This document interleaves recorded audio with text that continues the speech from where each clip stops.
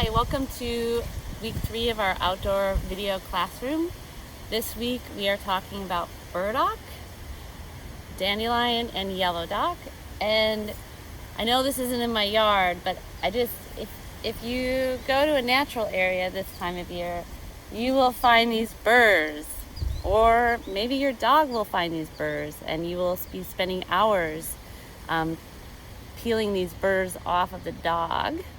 And this is why this plant is called burdock.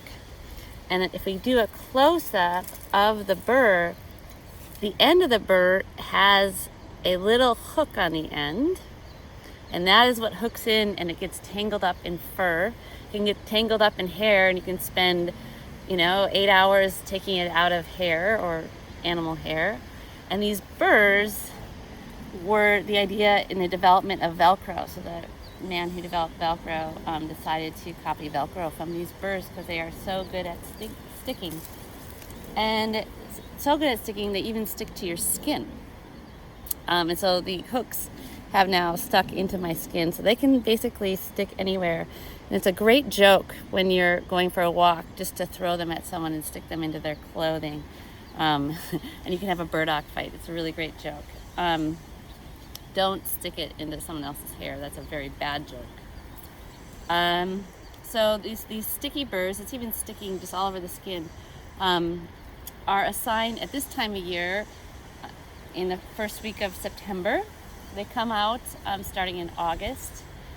And this is called burdock, or Arctium lapa.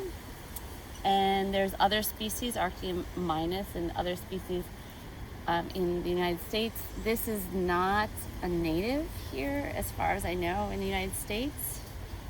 And in the burr are seeds. You can see these coming out.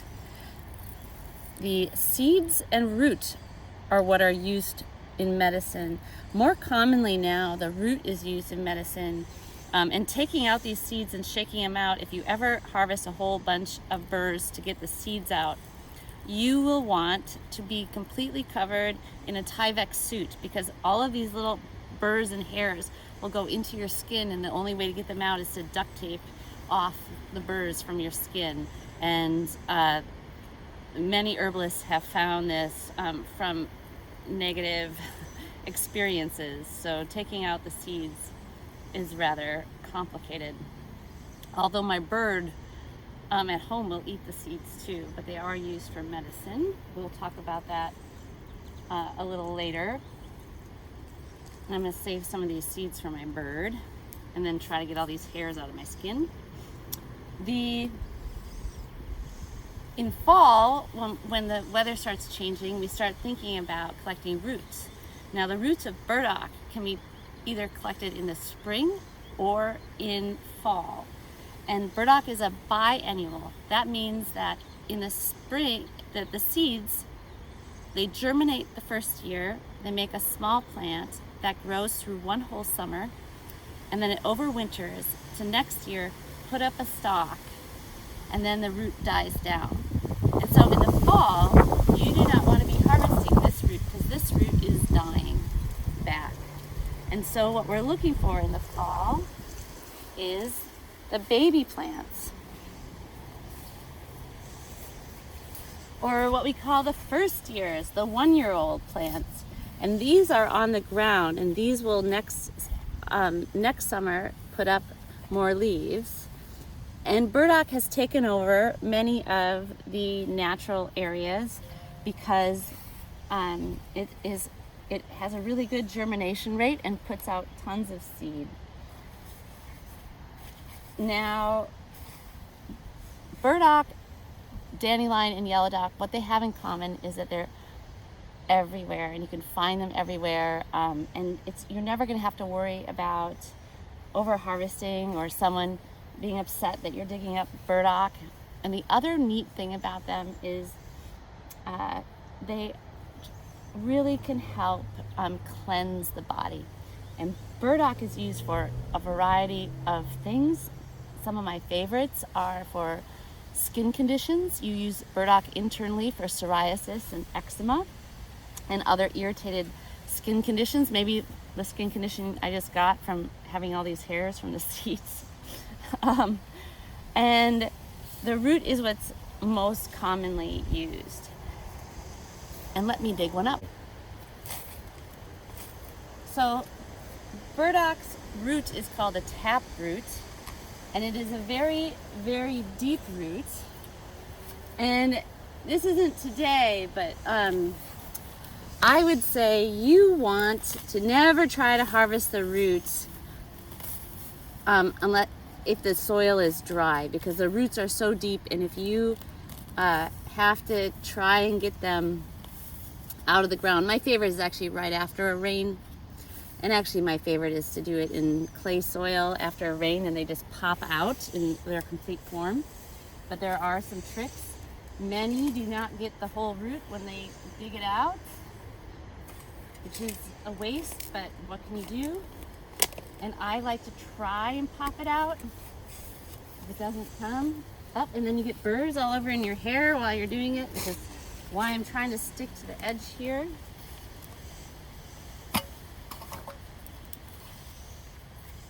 And I like to kind of see how long the root is here. So this is just the start there of this first year root.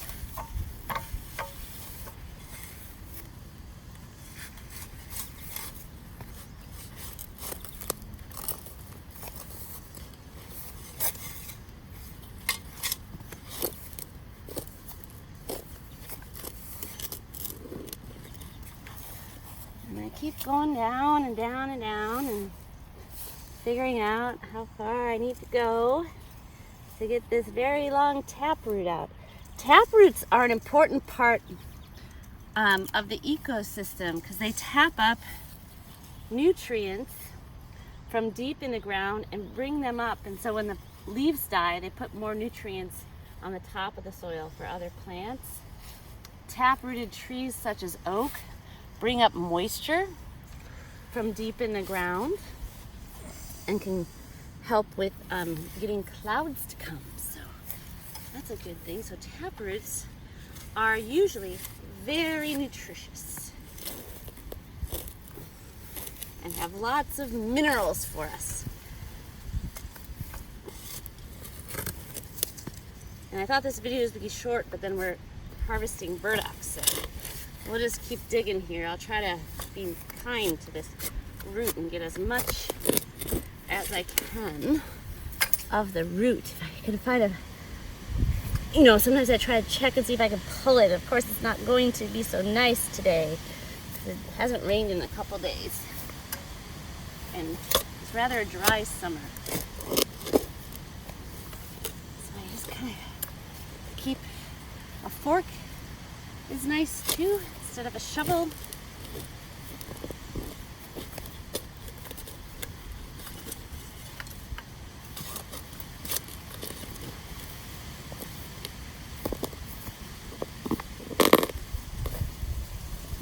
I'll loosen up the soil around it. Starting to see. Oh. Well, I got most of the root. So this is burdock root. In Japanese cuisine, this is called gobo root, and it is eaten, and you can buy it at co-ops and other Asian food stores to use in cooking. And it has the same abilities on the body and has all the minerals to it. And I happen to think it is one of my favorite wild edibles. And they grow everywhere and very extremely nutritious. One of my favorite things as a medicine with tea or tincture with burdock is to use it for constipation. And it has the ability to get rid of folks who have constant bloating. I also use it with people that have constipation because their intestines are rather reactive to every food. And I had one client who every single food bothered her, and so if she went on a road trip, she had to really plan and pack, and she couldn't just stop anywhere and just get food. And we started using burdock with her, and she said, you know, Erica, I ate a chocolate cupcake the other day and I was not in pain. So it can really change the digestion, cool it down, make it less reactive, and stop bloating pain and diarrhea. And so I always think of burdock primarily as one of my favorite digestive herbs, but it's also good to cleanse the liver, which is how it works to help the skin. So in herbalism, we treat the liver if we are treating chronic skin conditions. So much to say about burdock root. It's an herb. Gosh, just so many things. It has some bitter quality. It also has the ability to help the body assimilate some oils. And it's just one of my favorites. There's more to read about it, there's more to say about it, but I want to keep these videos a little bit short. But what I like to do is fry it up with carrots and sesame oil in a stir fry, and you just wash the root and chop it, and I just julienne it like I would a carrot, and you will just find this lovely, a lovely food to eat.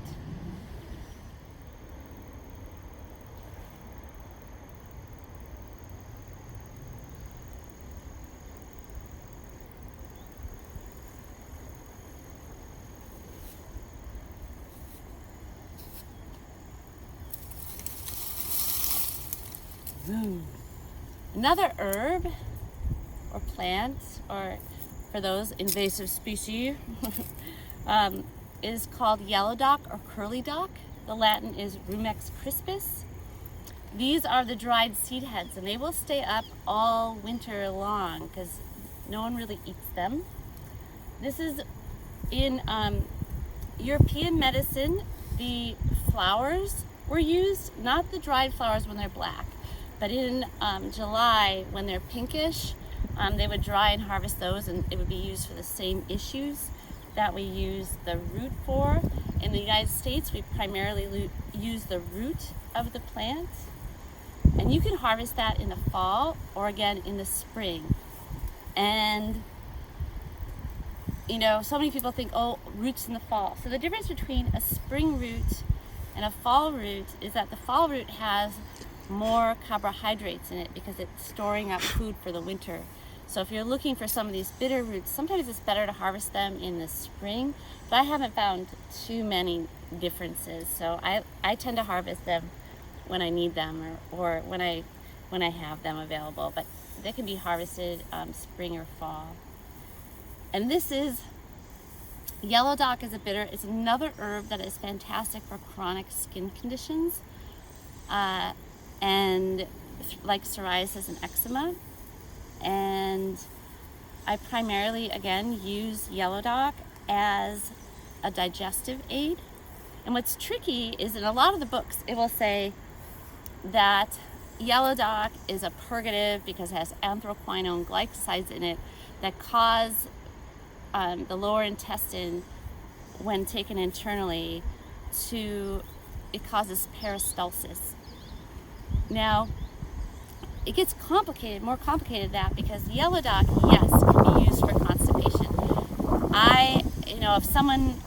If someone has just, they were like, I went on this trip and I've just been constipated, or I ate something, I've just been constipated, I say, take 20 drops of yellow dock and it will clear it up all very, very quickly, but not in a way that other purgatives such as senna or Cascara sagrada or other herbs like that will do. So it's rather gentle, but that's in higher doses. So it's actually a digestive normalizer, and in lower doses, yellow dock kind of cools down the digestive system. And if someone has like really fast digestion and maybe is constantly hungry and they have runny stools all the time, yellow dock will correct that as well, and they will stop having runny stools and have better bowel movements. It won't stop up digestion. And so it's kind of funny. So I will use it it's a digestive normalizer is how I think of it. It is also a fantastic herb for the liver. And emotionally, I feel that the root is good for those who maybe are stressed out and irritable, but they're kind of badgering people. Like they're just irritated by people and they tell them why all the time. And so Yellow Dock has that emotional release of, okay, I'm not going to be irritated by people and tell them everything I'm irritated about all the time. So that is the emotional message of Yellow Dock. I use Yellow Dock for a lot of things. I love putting burdock, Yellow Dock, and dandelion root together in a bitters formula, and it's actually really common in many of the bitter formulas sold. And they're weeds, and so we don't have to worry about over harvesting them. They're always going to be available, so why not get to know how to use them, because you will never be without them. So the more we know how to use them, it'll be a medicine that you will always have handy. So here are Yellow Dock or Curly Dock leaves, and this is a first year plant. Yellow Dock is a perennial, but I like, when I'm harvesting the roots in the fall, to not go for the one that flowered, but to go for the first year plant. These also look like this in the spring, and that is what I harvest in the spring as well. Yellow Dock is sometimes has little red dots on it, and it is a wild edible. So these leaves taste lemony, like really lemony. So it's sour. Yellow Dock is very sour. Oh, it's so sour. Wow. And you can steam these down and use them as a spring or fall cleansing.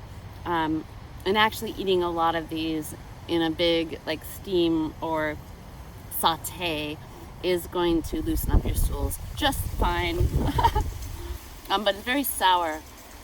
And the sour taste tells us that Yellow Dock is cooling. The root is not as sour. I'm just kind of enjoying the sour taste here. It's cooling. It's going to cool me down. It's going to cool down my digestive system. Ooh, it's sour. So the root, again, is a taproot. So it is another one of those, get out your shovel. And you know, this is something you may want to do with friends, so you can talk while you're digging. The taproot is going to show us that it's full of minerals. Yellow Dock is one of the herbs that actually, both Yellow Dock and burdock, I think, help our body. And this is, look at this. This is the stem from probably last year, and it just, or this year maybe, but it just came back. So the plant came back. Couldn't stay too long gone. So you look for the root. Do our initial dig, find our root, check down with our hand, see which direction the root is going.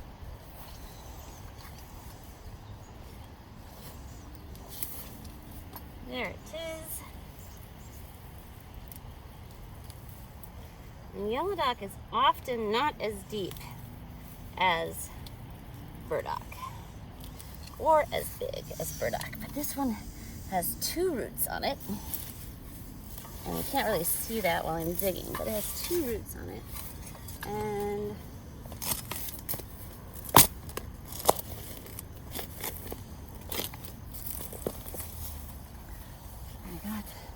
it's usually easier to pull out just like that. And it's called Yellow Dock because the root is yellow. Now, if they're grown in your garden, you water it every day, it's a lot less yellow. I don't know what the difference is for that. And the root is bitter. But actually a little sweet now in the fall because it's stored up carbohydrates. So Yellow Dock and burdock root are two of the fall roots that you can harvest and use as wild edibles. There's so many more uses, but that is your job to learn more about our wild weeds. And now we need to find some dandelion. So in this pile of weeds, I have found some dandelion. And dandelion has these leaves that point towards the base and usually have a reddish tinge to this. Now it's easier, of course, to find dandelion in the spring. It's probably one of the first plants that children fall in love with and pop the heads off to. And in the fall, we usually find it just with leaves with no more flower heads. Sometimes there's a flower head, but here's a leaf. Sometimes the leaves get bigger. Now here's a look-alike. This is not dandelion. This is wild lettuce. Now both dandelion and wild lettuce have a white sap in them. I don't know if you can see the white sap coming out, so that's not going to help you with identification. So wild lettuce also has a white sap. And white saps in plants can eat the proteins of warts. And so if you had a wart, you could put dandelion, wild lettuce, and it's planter's warts, and rub it on there, and it will eventually eat down the proteins surrounding the wart. And also milkweed. So all of the white saps eat that away, eat those proteins away. So here's dandelion.